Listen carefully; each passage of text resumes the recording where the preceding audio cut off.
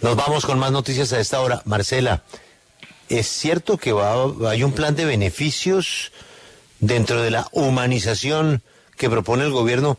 ¿Hay un plan de beneficios para los corruptos? Pues Julio, esa es la interpretación que hay por parte de algunos congresistas en el Congreso, justamente donde está iniciando la discusión de ese proyecto de reforma al Código Penal que ha presentado el Gobierno Nacional y donde se está planteando que los delitos contra la administración pública, en traducción, los delitos relacionados con corrupción, podrían terminar recibiendo un beneficio de casa por cárcel cuando se complete el 60% de la pena, y por eso hemos llamado al representante Duvalier Sánchez de Alianza Verde, quien es la persona que ha identificado esta disposición y está planteando algunos cuestionamientos. Representante Duvalier, gracias por atendernos y pues cuéntenos por qué sería grave para el país que los delitos relacionados con corrupción terminen recibiendo este beneficio. Hola Marcela, hola Julio. Bueno, con todo nuestro equipo hemos estado trabajando en la revisión del proyecto que presenta el Ministerio de Justicia, que pues tiene una intencionalidad de resocializar y aplicar justicia restaurativa, un poco para descongestionar la justicia en delitos menores y otros delitos que realmente, digamos, podrían llevar a que en verdad haya justicia, reparación a las víctimas. Pero dentro de lo que hemos revisado, por ejemplo, a nosotros nos interesa muchísimo que los delitos dolosos contra la administración pública, es decir, los que terminan en hechos de corrupción, que son delitos con amplias restricciones y que la última reforma del 2011 pues generó que les excluyó del Código Penal beneficios y subrogados, el artículo 68A, ahora encontramos en diferentes artículos, porque no es fácil de encontrar, en el artículo 6, 9, 11, 27 y otra serie de artículos, que esos beneficios que no existían a partir de la ley 1174 del 2011 en las medidas que se tomaban de la lucha contra la corrupción, ahora pues van a tener unos beneficios con los que yo creo que no estoy de acuerdo en primero y que deberían retirarse de esta reforma a la que presenta el Ministerio de Justicia. Por ejemplo, ahora van a tener permisos, dependiendo la pena, el cumplimiento que vaya en avance de la pena, para prisión domiciliaria, para salir, y esos beneficios no los tenían. La lucha contra la corrupción tiene que ser una lucha que no tenga beneficios para que la ciudadanía pues sienta que no quedan en la impunidad. Y ese es un poco uno de los puntos que nosotros quisiéramos debatir y que la opinión pública conozca. Sí, vamos a preguntarle justamente sobre este tema al representante Gabriel Becerra del Pacto Histórico, porque queremos conocer cuáles son las razones para que se haya incluido este beneficio para las personas procesadas por corrupción. Representante Becerra, buenos días, gracias por atendernos. Y pues como dice el representante Duvalier Sánchez, sí genera una preocupación porque podría terminar siendo un incentivo para los corruptos que terminarían pagando sus penas en sus casas. Sin lugar a dudas, con el saludo a la mesa de trabajo, a ti Marcela y a mi colega Duvalier, ese no puede ser el propósito de una reforma a la justicia.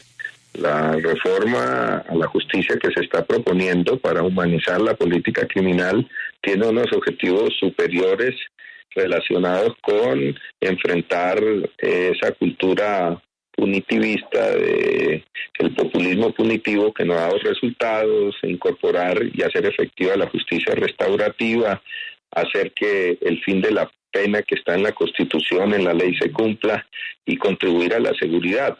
Por lo tanto, yo creo que tal vez hay que profundizar en la revisión del articulado, porque dentro de los delitos altamente restringidos, junto con los crímenes de guerra, los delitos de lesa humanidad, genocidio, los delitos contra las personas y bienes protegidos al derecho internacional humanitario, están otras graves violaciones como los delitos dolosos contra la administración pública.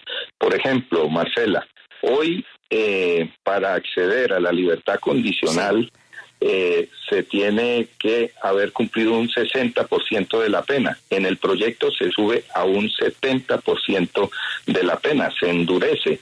Y efectivamente, el delito de la corrupción o contra los delitos dolosos de la administración pública es un delito intramural que podrá ser beneficiario de domiciliaria, que no es libertad, siempre y cuando un juez de la República verifique si ha habido reparación del daño, y en el caso de la corrupción implica devolver dineros. Entonces, realmente lo que plantea el articulado no es una flexibilización. Lo que plantea el articulado dentro de la filosofía que se tiene es, por un lado, en el caso de la libertad condicional, por el contrario, un endurecimiento. Sí. Y en el caso de la domiciliaria, que no es libertad, una reparación al daño, dándole prioridad a las víctimas, y el daño se repara devolviendo los dineros. Y eso debe ser aprobado por un juez de la República. Representante Sánchez, obviamente este tipo de iniciativas generan polémica no solamente cuando se trata de delitos contra la administración pública, sino llevar a la casa a cualquier delincuente pues tiene un costo político, pero al mismo tiempo ustedes desde el Congreso de la República y específicamente desde la Alianza Verde también han prendido las alarmas por la falta de resocialización en las cárceles y por el hacinamiento excesivo. ¿No justifican esos dos elementos la iniciativa de llevar a la casa o la posibilidad de llevar a la casa a algunos de estos delincuentes?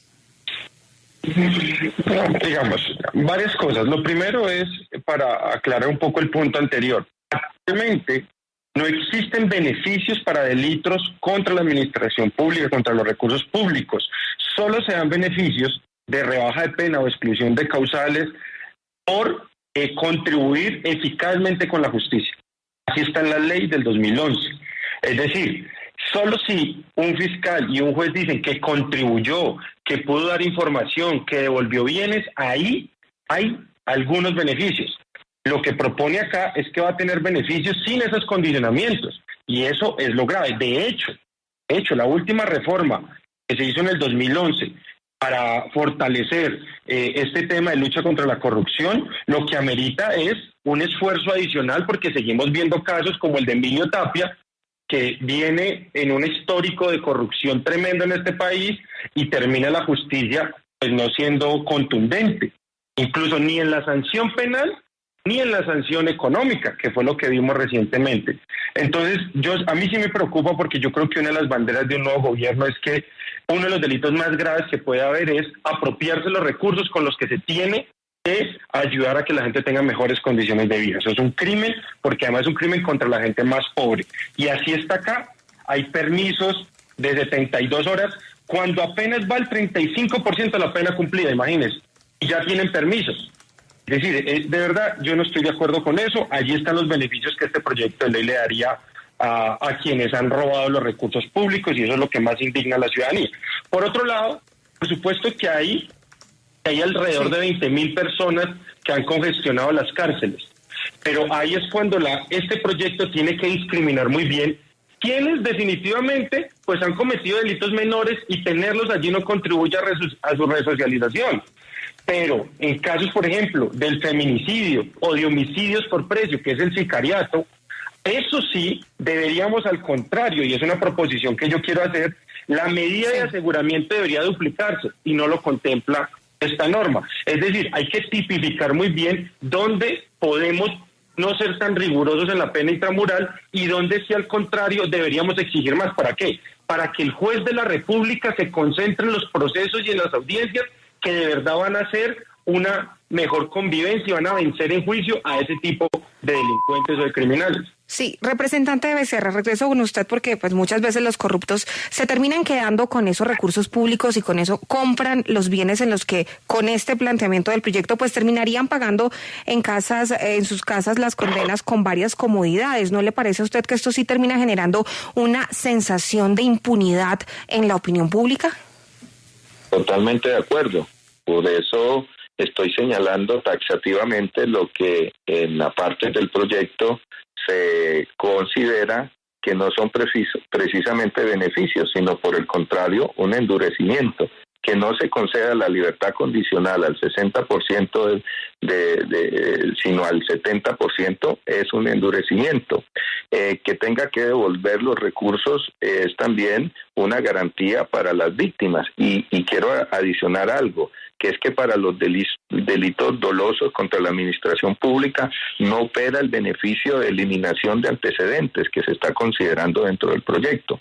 Yo lo que creo es que, compartiendo el rechazo que Duvalier y que otros compañeros señalan frente a que la corrupción no puede salir beneficiada de un proyecto de este tipo, miremos con detenimiento el articulado y garanticemos que eso no sea así. Yo estoy señalando contenidos del proyecto que, contrario a lo que se está diciendo, lo que hace es endurecer el tratamiento a este tipo de delitos. Entonces, lo que debe quedar claro para la opinión pública es que el propósito estructural de este proyecto de humanización de la política criminal no es el de beneficiar a los corruptos, es fundamentalmente el de introducir en una crisis estructural del sistema penitenciario y del sistema penal alternativas que ayuden a solucionar y a colocar al centro los derechos humanos, la seguridad y los derechos de las víctimas.